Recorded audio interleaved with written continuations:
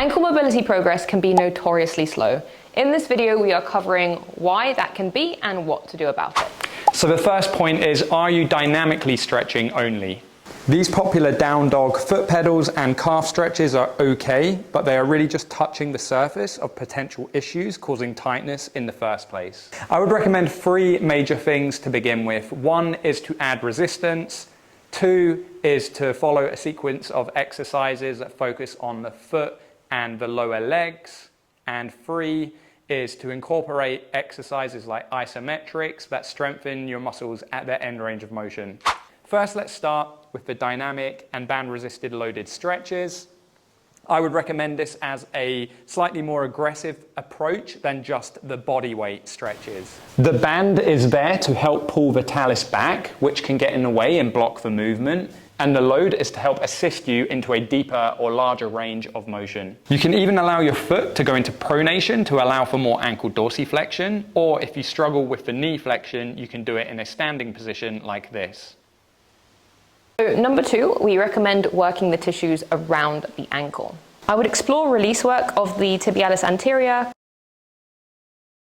calf, and even the foot, and check if the plantar fascia is tense or tight, as well as checking if your big toe extension is adequate.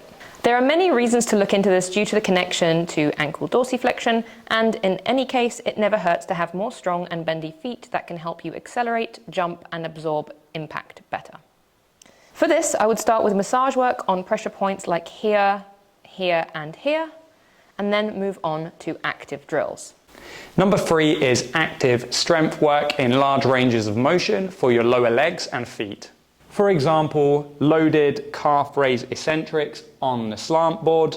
The eccentrics are going to help you build strength in this movement, and the slant board is going to increase your range of motion in ankle dorsiflexion and increase the stretch in the back of the heel.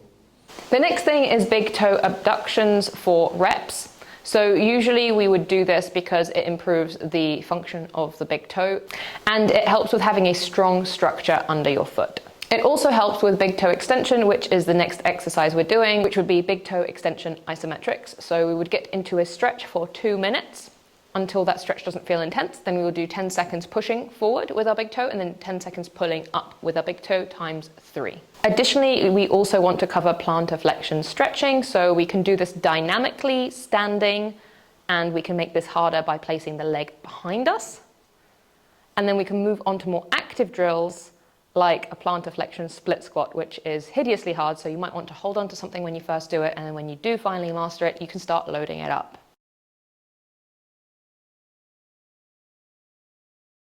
Lastly, we have ankle inversion and eversion hovers, which you can do on a slant board, and you can do this for isometric holds. So lastly, we're finally ready to actually work on ankle dorsiflexion, having worked the lower legs and the feet. It should give you a little bit more range, maybe not immediately, but over time.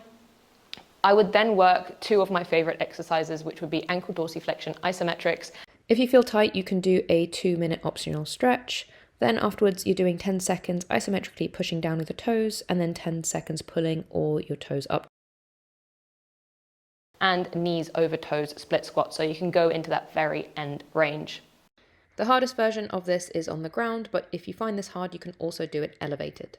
So just bear in mind, these are just examples and this doesn't encompass all of lower leg work. So this is just a little snippet and it's not personalized to you. So if you are having any specific issues, please comment below and let us know what's going on.